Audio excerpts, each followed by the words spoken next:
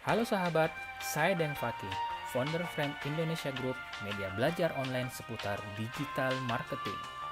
Semua bisa belajar digital marketing di channel ini. Ketinggalan dengan live Instagram kemarin?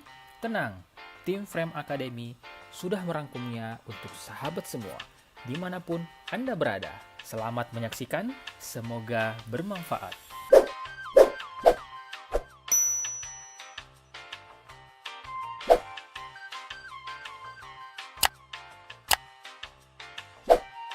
Ya, selamat sore, Kak. Iya, sore. Waalaikumsalam warahmatullahi wabarakatuh. Oke, jadi sekarang kita bersama Kak Oki ini sebagai dan Ya, kesehatan. Nah, apa kabar nih, Kak? Bagaimana kabarnya? alhamdulillah baik-baik saja. Nah, sekarang ini aktivitasnya apa, Kak? Kalau aktivitas ya seperti biasa tiap hari ngerjain desain, ngerjain brandnya orang. Ya seperti itu. Jadi tukang gambar. Ya, desainer deh, Kak. Desainer. Iya, iya, Nah, Kak, karena sekarang itu hari ini temanya brand versus UMKM, jadi saya iya. bertanya di teman-teman yang punya website. Sebenarnya apa itu branding, Kak? Dan perlukah itu UMKM melakukan branding? Iya. Oke. Sebenarnya branding itu adalah kegiatan aktivitas untuk lebih memperkenalkan merek dari sebuah usaha. Jadi brand itu identitinya, identiti usaha yang dimiliki oleh pelaku usaha itu sendiri. Jadi misalnya kita punya nasi kuning, kita jualan nasi kuning Mas ini, misalnya namanya. Nah itu adalah brandnya. Nah branding ini adalah aktivitas untuk kita memperkenalkan brand itu sendiri supaya lebih dikenal lagi sama customer dan masyarakat lebih luas kayak gitu. Nah, kalau dibilang perlukah UKM melakukan branding, pada dasarnya perlu sekali karena bagaimana caranya bisnis tak bisa dikenal sama customer tak kalau kita tidak melakukan aktivitas branding kayak gitu. Jadi eh, teman-teman UMKM jangan pernah merasa karena eh, kita masih kecil, kita masih level UMKM, terus kita tidak mau melakukan branding. Jadi tapi tetap teman-teman UMKM tetap harus lakukan branding itu untuk bisnisnya supaya lebih dikenal lagi sama customernya. Jadi mau sekecil apapun bisnisnya, mau sesimpel apapun bisnisnya, teman-teman tetap harus melakukan aktivitas branding kayak gitu. Dan tapi disesuaikan dengan konteks bisnisnya kayak gitu. Oh, jadi ya ceritanya branding itu proses mengenalkan brand kita ke orang lain ya, Kak? Iya, Gimana? ya. Jadi Kak? ya ibarat manusia ya kita kan mau dikenal, kita mau dikenal sama teman, kita mau dikenal sama orang seperti apa. Misal kita suka pakai baju branded, jadi atau kita suka pakai baju yang warna merah. Nah itu adalah identitasnya kita. Jadi orang tahu, oh Odi siapa? Odi yang suka pakai baju warna merah kayak gitu. Nah untuk orang sampai tahu identitas itu ya kita lakukan branding, aktivitas brandingnya seperti itu. Jadi tiap hari kita pakai baju merah atau apapun itu, semua tentang kegiatan-kegiatan kita kasih warna merah. Jadi orang tahu, oh dia ini suka warna merah. Nah begitu juga bisnis, begitu juga eh, UKM ya. Jadi brandnya kita harus tampilkan, kita harus lakukan kegiatan branding untuk lebih dikenal. Bagaimana customer mau beli produk tak kalau dia tidak tahu brand kita itu seperti apa, kita jualan apa, kegiatan kita untuk pasarkan produk tak kayak gimana. Ya kita harus lakukan itu aktivitas branding kayak gitu. Oke Kak, ya. Jadi kalau misalnya nih Kak, yang mana paling urgent sebenarnya untuk UKM itu sendiri?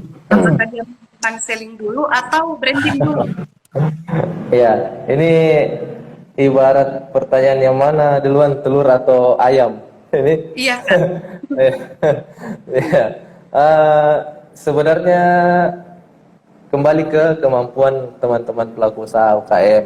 Jadi kalau misalnya kemampuan teman-teman UKM masih terbatas, ya mulai yang hal yang kecil-kecil dulu, misalnya bikin labelnya dulu atau bikin namanya dulu, logonya, terus di kemasan, kalau belum bisa sanggup bikin desain kemasan atau desain spanduk sosial media, desain sosial media dan lain-lain, ya bikin desain labelnya dulu, terus tempel di kemasan.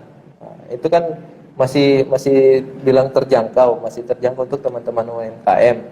Nah, itu salah satu bentuk kegiatan aktivitas branding. Jadi, ya kalau dibilang mana dulu selling duluan atau branding duluan, pada dasarnya sama-sama saling membutuhkan. Jadi, orang menjual butuh media jualannya itu adalah logo, label, kemasan dan lain-lain. Nah, itu salah satu bentuk dari aktivitas branding. Jadi gimana mau jualan kalau tidak ada apa-apanya, kalau cuma bermodalkan produk saja, orang pasti tidak tahu ini beli di mana, terus ini nama usahanya, usaha apa. Jadi ya tetap berbarengan ke jalannya. Jadi jualannya juga jalan, brandingnya juga jalan. Jadi kalau dibilang yang mana lebih penting, ya sama-sama penting. Kembali lagi ke kemampuan dari teman-teman UMKM itu sendiri, kayak gitu. Iya tuh Jadi ada Kak ceritanya, Faki. oke Kak, oke. Iya, Jadi ceritanya, Kak, ada UKM nih yang jual nasi kuning misalnya. Itu iya. sebenarnya dia pikirkan mau jual nasi kuning atau jual nasi kuning dulu di tengah-tengah perjalanan dia memasak dan dia berburu, baru muncul, oh berhenti ini saja deh. Bagaimana Kak seharusnya? Eh, Nggak mungkin kan dia jualan nasi kuning tanpa nama. Tuh. Bagaimana Berarti bagaimana harus orang tahu dia jualan nasi kuning kalau tidak ada aktivitas brandingnya? Pasti kan dia bikinkan spanduk, tuh. Dia bikinkan spanduk. Kalau mungkin kesanggupannya teman-teman UMKM cuma bisa bikin spanduk dulu, ya bikin. Jadi di sini jual nasi kuning 5.000, nah, kayak gitu. Jadi itu masuk nih aktivitas branding sebenarnya. Cuman masih dalam tahap yang sangat sederhana sekali. Kayak gitu. Jadi persamaan jalannya. Jadi tidak ada, maksudnya bukan sama-sama penting, karena eh, jualan juga butuh yang namanya branding untuk orang bisa tahu kita jualan apa. Kan nggak mungkin kalau kita jualan nasi kuning disimpan saja tuh nasi kuning pinggir jalan. Mana ada orang tahu kita jualan nasi kuning tuh? Jadi ya tetap dibikinkan materi brandingnya, mulai itu spanduk kah atau apa yang sederhana. Nah, nanti sambil berjalan disisihkan omsetnya, disisihkan sedikit. Nah, mulai perbaiki brandingnya, bikin lagi kemasan yang lebih bagus, bikin desain sosial medianya, bikin flyer-flyernya, logonya diperbagus lagi, kayak gitu. oke Kak. Nah selanjutnya, kalau misalnya seperti itu, apa yang seharusnya dipersiapkan oleh pelaku UKM untuk melakukan branding? Melakukan branding. Uh, yang pertama pasti dia harus punya mereknya, dia harus punya mereknya. Terus ya itu tadi, kembali ke kemampuannya. Kalau kita bicara ke UMKM, pasti teman-teman UMKM ini banyak memiliki keterbatasan, terutama dari sisi modal. Jadi coba sesuaikan dengan kemampuan teman-teman UMKM, sanggupnya di mana. Kalau misalnya dia, oh saya cuma bisa sanggup bikin spanduk, coba bikin spanduk dulu. Atau saya cuma bisa bikin stiker label yang harganya mungkin 5.000-an atau 3.000-an. Tidak apa-apa, bikin stikernya dulu, minimal orang tahu produk kita dulu ketika kita menjual. Jadi apa yang harus disiapkan oleh UMKM, ya pasti namanya, nama jualannya. Itu sama kayak ya, bagaimana orang kenal kita kalau kita tidak ada nama, siapa itu sana laki-laki. Orang cuma tanya, siapa di sana perempuan pakai jilbab biru. Tapi, oh itu namanya Ayu. Karena ada nih orang sudah tahu namanya. Kayak gitu. Jadi, ya minimal teman-teman UMKM punya namanya dulu, nama usahanya apa. Terus, sesuaikan kebutuhan teman-teman UMKM dari sisi branding, itu di mana gitu. Pelan-pelan saja dulu, jangan langsung mau terlihat wah sekali, tapi tidak sanggup di situ. Makanya itu terkadang beberapa mungkin kesalahan teman-teman UMKM karena sedikit memaksakan kehendak dari sisi brandingnya kayak gitu. Belum apa-apa sudah mau terlihat wah ternyata bisnisnya belum berjalan baik gitu. Ya ada Kak Topan. Ini salah satu iya. Ya begitu kesimpulan yang bisa saya tangkap.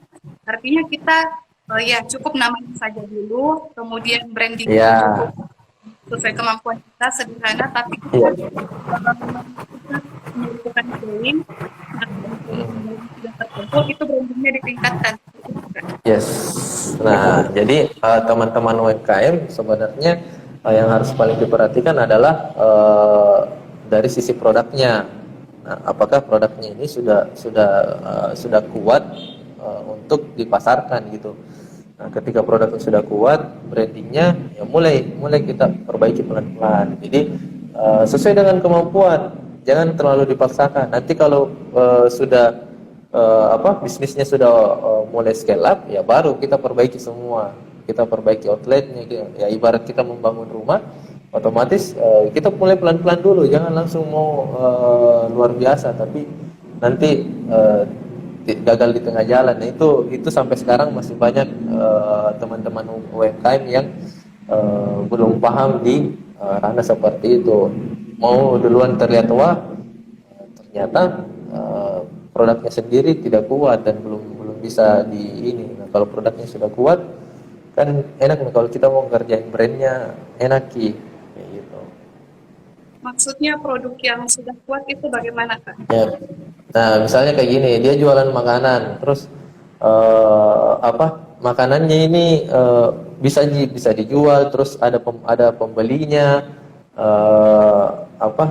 dari segi rasa, cita rasanya oke, dari sisi harga juga mungkin terjangkau. Itu kalau dari makanan. Kalau dari fashion mungkin hijabnya, bahan baku hijabnya, bahan fashionnya, terus segmentasi pasarnya dia sudah dapat. Kayak itu. Intinya kayak gini, teman-teman UMKM yang paling pertama adalah ketika dia bikin produk harus kan di riset dulu marketnya.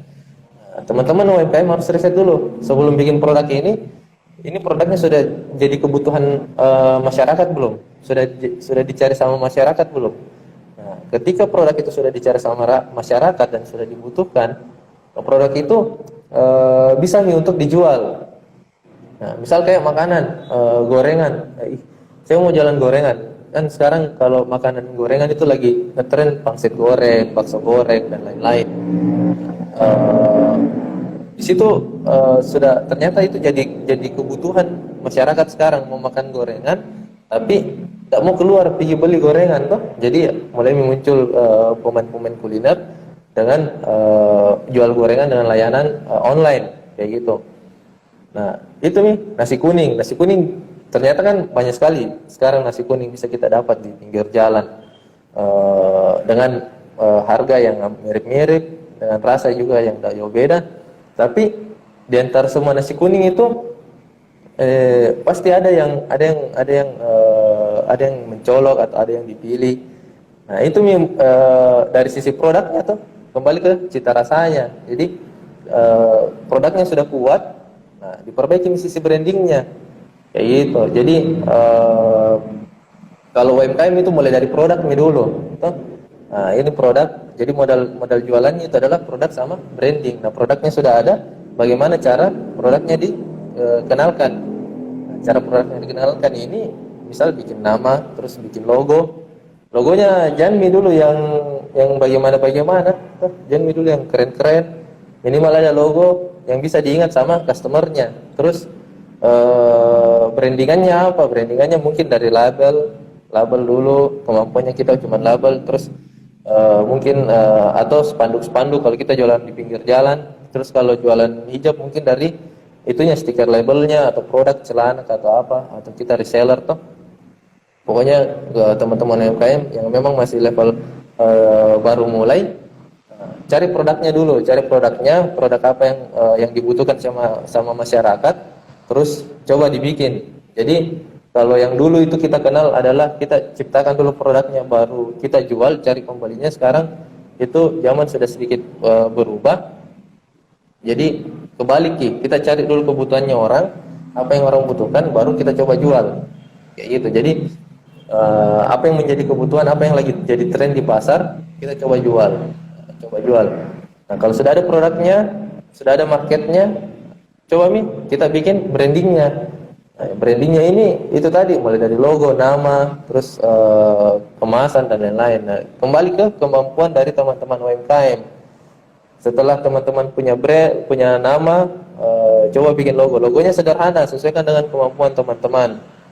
Nah, minimal ada nama yang bisa diingat sama customer.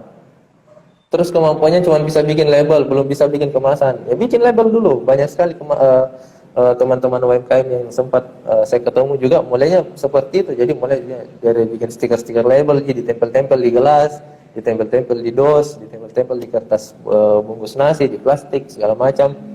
Nah, pelan-pelan baru sisihkan kembali, sisihkan pelan-pelan, baru dibikinkan. Kalau misalnya memang kita konsentrasinya di kemasan, ya perbaiki kemasannya, terus mulai perbaiki konten-kontennya. Kalau teman UMKM bermain di sosial media atau di Facebook dan segala macam, coba perbaiki kontennya. Kayak gitu. Jadi mulai nanti pelan-pelan. Ya. Oke. Nah Kak, kan sekarang ini sudah hampir setahun, sudah lewat setahun pandemi kan Kak. Nah, apa tips-tips branding dari Kakak untuk ini di masa pandemi ini? Oke, kalau untuk teman-teman UMKM memanfaatkan mantul Kika. Iya.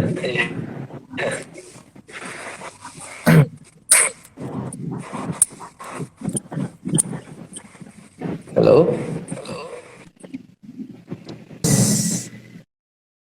Ya. Oke. Ya kalau untuk sekarang kan eranya pandemi, semua terbatas, semua sudah mulai berubah, kebiasaan orang sudah mulai berubah. Nah, teman-teman UMKM yang baru mau jualan, baru mau usaha, ataupun sudah pernah usaha tapi terkena dampak pandemi, manfaatkan manfaatkan platform-platform digital yang ada.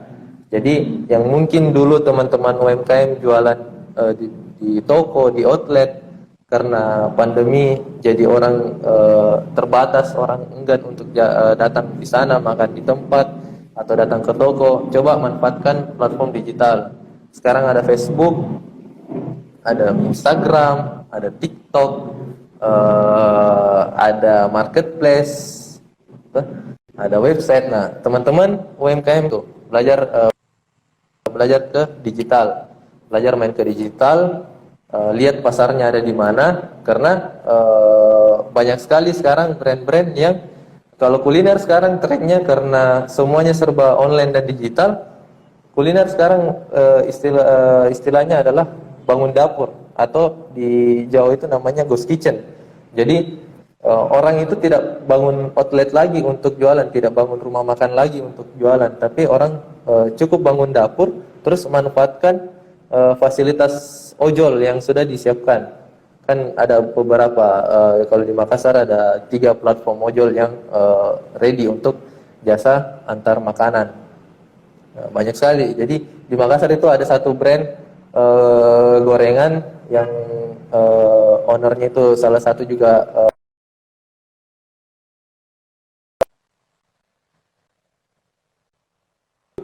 nah, Kaku Food ini jualan gorengan tidak pakai gerobak dan tidak pakai outlet. Kakuput itu bangun dapur. Jadi betul-betul memanfaatkan platform yang ada, terus memperbaiki konten sosial medianya. Jadi semuanya beralih ke digital. Nah, teman-teman UMKM juga bisa memanfaatkan seperti itu. Jadi bukan berarti kan saya bisnisku masih kecil, masih modal berapa Ji? Ya, ini platform digital ini gratis. Teman-teman tinggal cari marketnya di mana. Kalau produk ini customernya cocoknya di Instagram, coba jualan di Instagram. Sekarang kan sudah ada Reels. Nah, terus atau kalau produknya teman-teman ini cocoknya di Facebook, coba jualannya di Facebook. Kayak gitu. Kalau mau yang lebih general, jualannya di TikTok. Saya pernah dapat cerita dari Kak Faki tentang penjual bakso yang ada di Goa. Dia penjual bakso itu terkena pandemi, terus Kak Faki bikinkan konten TikTok dengan sedemikian rupa, musiknya yang menyentuh hati dan perasaan. Ya, katanya setelah konten TikToknya Kak Faki itu jadi FYP, penjual baksonya langsung rame. Nah, itu nih padahal penjual bakso yang notabene orang nggak pikir gini, ini penjual bakso kayak bagaimana jualannya, orang taunya penjual bakso pakai gerobak, ada mejanya, ada pokoknya jualan pinggir jalan. Nah, ternyata jualan bakso bisa di TikTok, dan ketika muncul di TikTok itu besoknya langsung rame.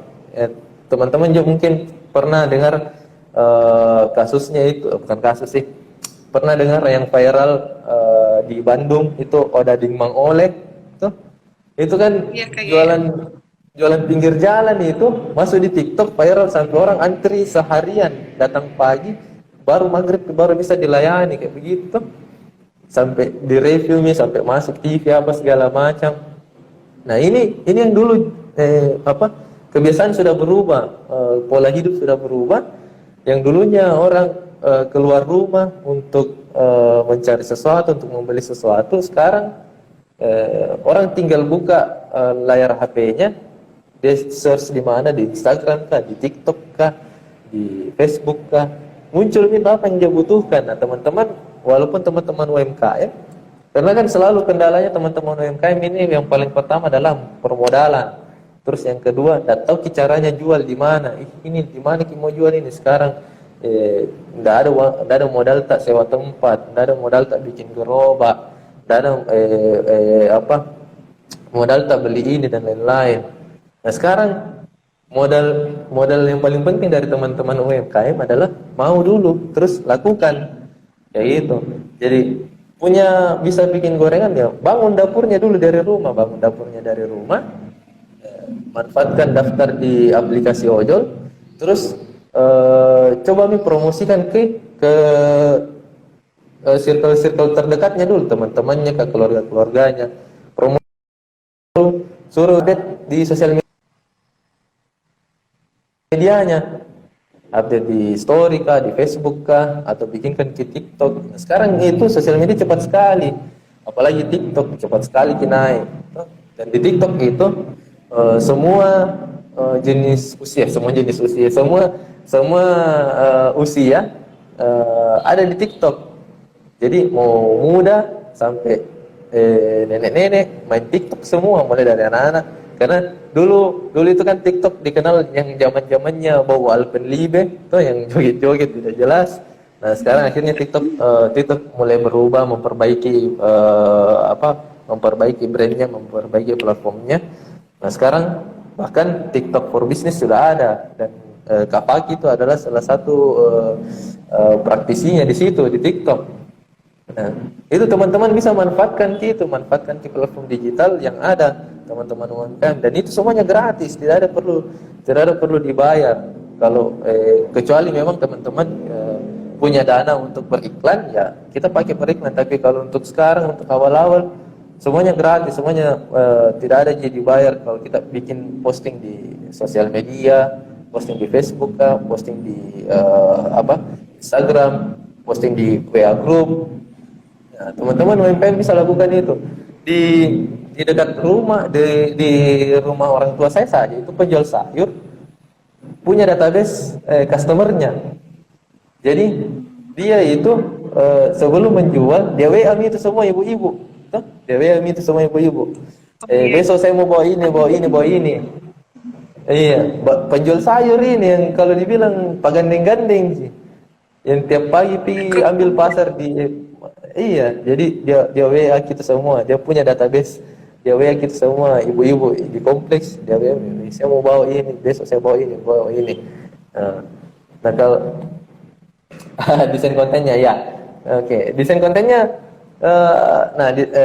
desain kontennya itu nanti di belakang ketika kita sudah siap untuk melakukan memperbaiki konten. Jadi ketika teman-teman masuk ke ranah sosial media, nah coba nih mulai perbaiki sedikit-sedikit kontennya. Masuk di Instagram, perbaiki fotonya, perbaiki desainnya, perbaiki konsisten di posting kontennya, kayak gitu. Mulai dari kalau misalnya belum sanggup untuk bayar desain grafis, ya teman-teman coba foto produk dulu, posting saja dulu foto produknya. Terus bilang lagi, mahal ki biaya foto produk. Sekarang ya pakai HP pakai HP belajar ki foto. Nah, jadi sebenarnya alasan teman-teman UMKM yang tidak mau menjual itu adalah karena teman-teman itu tidak mau melakukan. Sebenarnya banyak sekali caranya kayak gitu toh. Dan banyak sekali cara gratis. Nah, kalau bicara branding, nah ketika kita mulai branding baru kita perhatikan desain kontennya. Teman-teman sudah jualan terus masuk di sosial media, masuk di TikTok. Di TikTok teman-teman harus belajar bikin konten video. Di Instagram kita belajar untuk bikin desain kontennya, desain feednya, sama foto produk. Di Facebook pun juga seperti itu. Nah, disitulah baru pelan-pelan teman-teman pelajari itu semua. Kalaupun tidak punya waktu itu, ya baru coba cari jasa-jasa desain yang bisa buat ini. Banyak cara.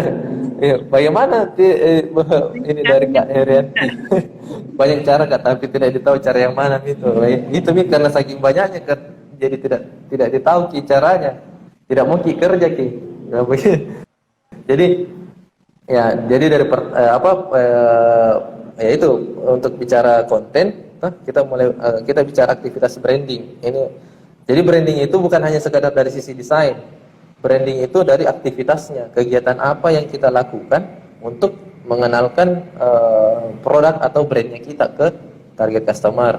Nah, untuk langkah awal branding gratis itu cetak label, terus masuk ke sosial media. Sosial media itu gratis. Coba konsisten posting, bikinkan kalau bisa bikin TikTok, belajar bikin video TikTok. Terus masuk ke Instagram, coba bikin desain-desain sederhana tentang produknya. Konsisten posting. Masalah banyak followers atau tidak ada followers itu belakang. Yang jelas teman-teman konsisten posting konten di Instagram. Begitu juga di Facebook. Masuk ke grup-grup dagang. Terus posting di situ foto produk. Belajar bikin caption, belajar bikin copywriting, jelaskan ini produknya seperti apa, keunggulannya apa, manfaatnya apa, pembedanya dengan produk yang lain itu apa, kayak gitu. Nah, terus kalau produk tak bukan kuliner, manfaatkan ke marketplace. Sekarang ada marketplace, malah hilang followers akun Yusufku. Ya.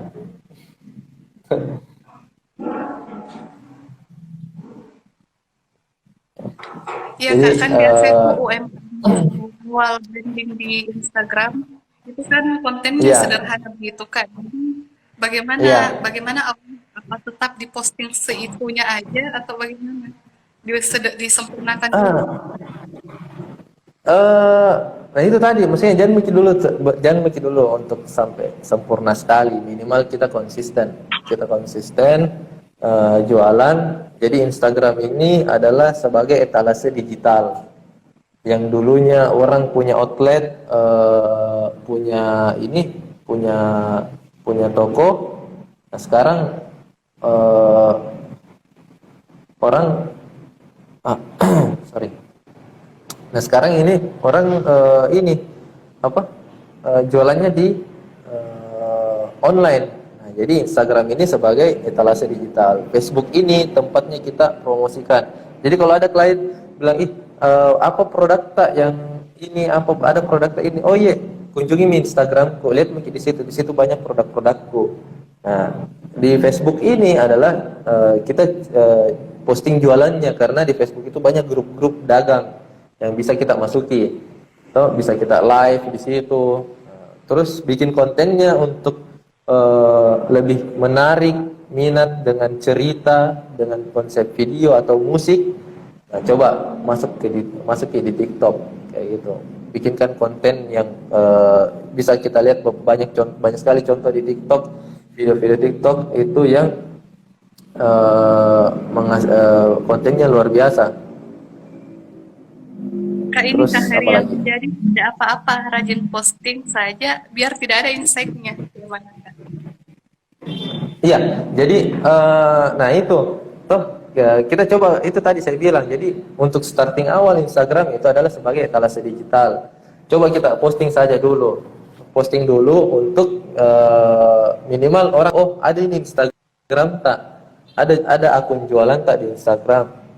Jadi dia bisa lihat produk tak melalui Instagram. Nah ada dua selain Instagram, itu bisa di marketplace, tapi marketplace itu kan langsung jualan kayak gitu. Kita bisa masuk di Shopee, Bukalapak, Tokopedia, Lazada dan lain-lain. Nah, cara jualannya produk ini yang dari kita posting konten, coba jualan masuk ke Facebook. Tapi dilihat lagi marketnya ada tidak di Facebook. Nah Kak, di sini Produknya produk banyak apa sekali dulu? platform. Oke. Ya.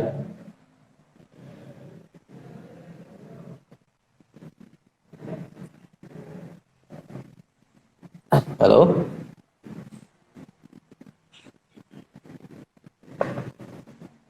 Halo? Iya, halo?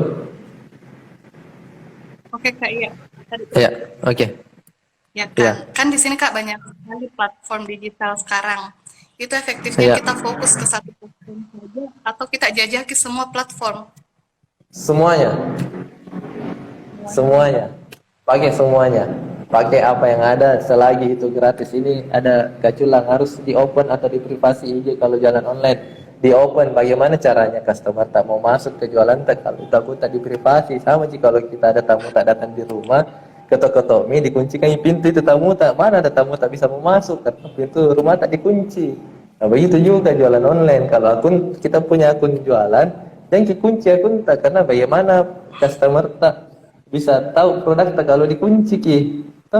Jadi untuk Kak Herianti juga rajin-rajin ki posting, manfaatkan ki semua platform tak yang ada. Jadi mungkin kalau kemarin akun tak hilang, coba ki mulai lagi, bikin lagi akun baru, follow ki orang-orang terdekat tak mau dulu, follow orang-orang terdekat tak, terus minta mereka follow back, minta mereka promokan lewat story-nya mereka, karena teman-teman UMKM harus manfaatkan itu circle terdekat tak. Bilang satu orang saja teman tak pasti punya 100 teman lain yang mungkin kita tidak kenal. Nah caranya seperti itu ya, kumpulkan nih 10 orang teman terdekat tak kali 100 orang teman-temannya, itu banyak memang nih, sudah banyak. Jadi itu bisa dimanfaatkan untuk promosi awal secara gratis. Jadi ketika kita sudah punya akun, tapi saya private ke akun IG-nya, jangan ke private ke akun IG tak Kak. Buat nambah followers jadi dikunci Kak. Iya.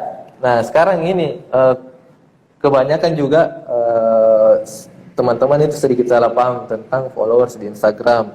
Memang followers itu berpengaruh untuk membangun trust akun Instagram. Tapi sekarang kalau istilahnya kalau kita kunci akun tak dan mau dikunci terus karena alasan untuk nambah followers, itu sangat tidak efektif Ki untuk nambah jualan kayak gitu. Jadi yang mana kita cari ini, tambah followers Ki atau tambah jualan, kan bahasanya seperti itu. Jadi sebenarnya adalah kalau dari saya, akun itu jangan dikunci, kecuali misalnya memang kita bikin sesuatu event di sosial media, misal giveaway yang memang goalsnya untuk nambah followers, ya bolehlah sekali-sekali dikunci untuk memang followersnya naik ke situ. Tapi setelah itu dibuka kembali karena biar orang tahu, orang bisa lihat, oh karena belum tentu banyak followers tak, belum tentu banyak jualan tak, tapi bisa jadi juga sedikit followers tak. Nah followers yang sedikit ini yang rajin belanja produk tak.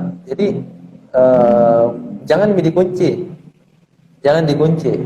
karena kembali ke goals tadi, Instagram tak ini, akun sosial media tak ini bukan tujuannya untuk nambah followers, tapi bagaimana orang bisa kenal produk tak, orang bisa tahu oh kita jualan produk ini, oh kalau saya mau cari produk ini saya lihat akun Instagramnya ini, kayak gitu. Nah, bagaimana bisa saya mau cari hijab, aku cari hijab, ada ini akun hijab, terus mau kalian tak kunci. Memang caranya mau ditahu produk hijabnya, nah kunci, masa di follow dulu?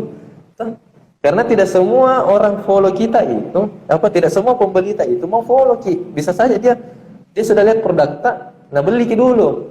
Nah beli bagus, baru nah follow Ki, baru nah rekomendasikan Ki sama teman-temannya. Kayak gitu. Banyak bertanya ini baru itu. Tidak apa-apa jika banyak followers baru, akun fake. Nah, memang itulah dinamikanya bermain di sosial media tuh. Banyak stalker, banyak haters ya. Sama Ji, kalau kita jualan offline tuh kita tidak tahu ada orang yang tiba-tiba cari celahnya kita, atau orang mata-matai kita, orang mau tiru jualannya kita. Tidak ada masalah Kak, mau itu akun fake kah, akun apa kah, tidak apa-apa Ji, selama kita posting, konsisten ke posting, terus kita tidak posting hal-hal yang lain yang berhubungan dengan sara, yang negatif-negatif, itu bakalan terseleksi sendiri Ji dengan alam. Akun-akun fake begitu, capek sendiri Ji, nanti dia. Nah nanti muncul yang jelas jangan beli followers sih ya. Nah itu yang bahaya, kalau beli ke followers, nah, berarti kita sendiri yang merusak kepercayaan customer tak, kalau kita beli followers. Organik saja, biar mulai dari puluhan terus naik ke ratusan, sampai memang benar-benar ini followers tak, ini followers yang asli, followers yang organik. Dia nanti yang jadi marketing bisnis, marketing berita secara tidak langsung. Nah, nanti kedepannya ya kita coba treatment nih yang sedikit ini tapi asli, kita treatment itu bisa jadi banyak. Itu tadi kayak saya bilang, jadi ajak dulu keluarga tak, atau teman-teman tak follow akun bisnis tak. Nah, sudah dia follow Ki, minta Ki posting di story-nya. Dan kalau mau beli hijab di sini atau mau beli produk ini di sini, follow Ki, banyak promonya, murah-murah harganya. Nah, itu endorse namanya, itu endorse gratis. Jadi dan satu orang teman tak pasti punya teman yang lain, dan teman yang lain itu pasti dia lihat story-nya juga itu teman tak. Dari situ dia lihat nih. Nah kalau kita kunci, pasti dia di endorse baru nak kunci tuh akunnya jamin saya cari yang lain. Nah sekarang itu banyak sekali penjual online shop yang tidak dikunci akunnya, karena bukan followers targetnya, karena yang dia target adalah bagaimana orang bisa tahu produknya dulu, apa produknya ini dijual di sosial media, kayak gitu Ki. Nah tinggal kita cari customer tak gimana, customer tak ada bermain di Instagram kah, bermain di Facebook kah, atau mainnya di TikTok. Cara jualannya manfaatkan ke semua marketplace, WA group, TikTok, semua sosial media. Kalau belum sanggup untuk bikin website, Ya, itu mah dulu. WA group, TikTok, Instagram, Facebook, sama marketplace. Jualan mungkin dulu di situ. Kayak gitu, Ki. Nah, apa?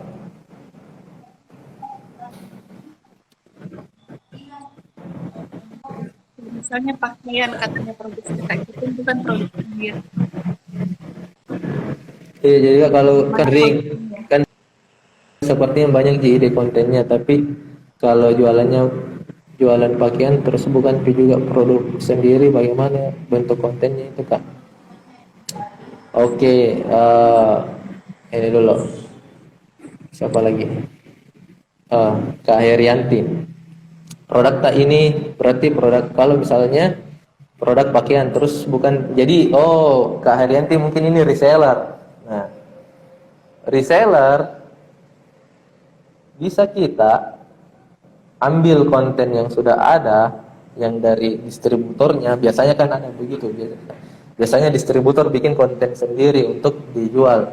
Tapi kalau misalnya kita reseller, nah, tidak apa-apa kita ambil konten yang sudah ada, atau kita cari, kita beli produknya,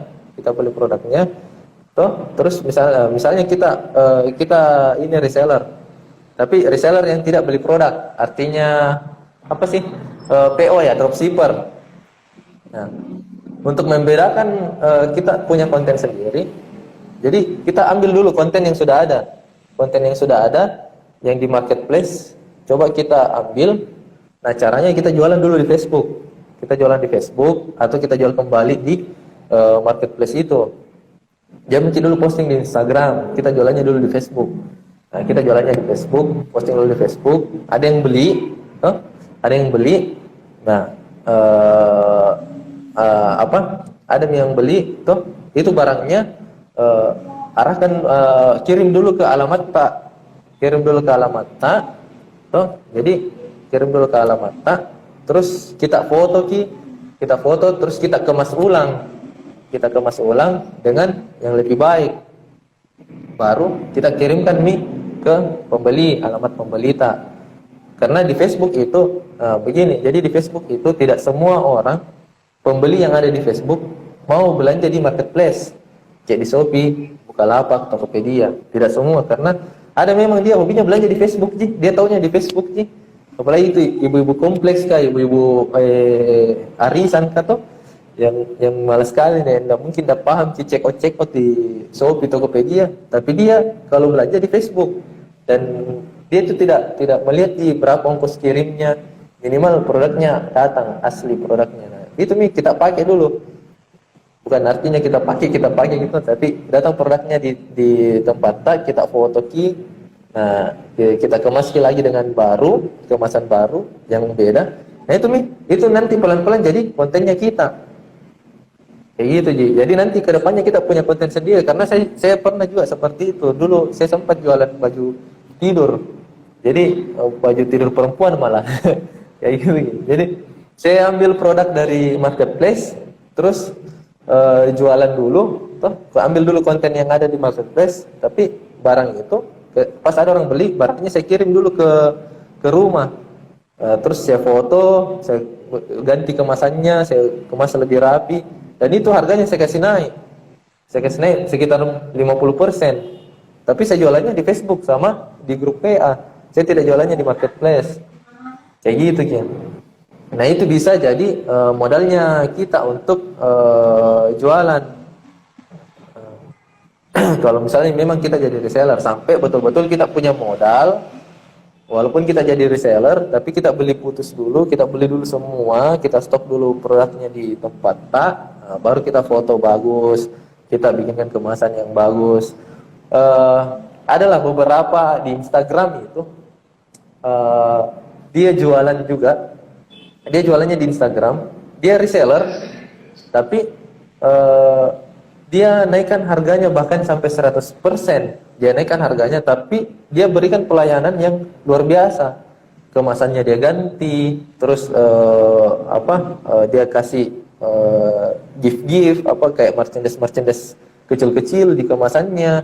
dibikinkan kartu ucapan. Jadi dia naikkan harga yang ada di marketplace ini yang mungkin kalau dibilang harga di marketplace itu 30 ribuan, dia bisa jual 100 ribu, 150 ribu di Instagram dan itu laku.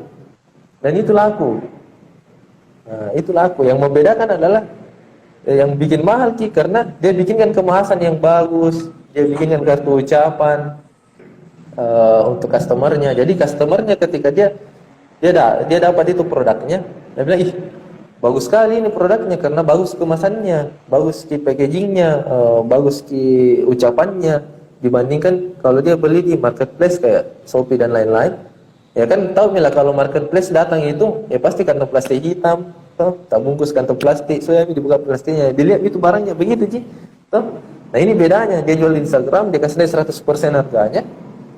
Followersnya sekarang itu sudah ratusan ribu.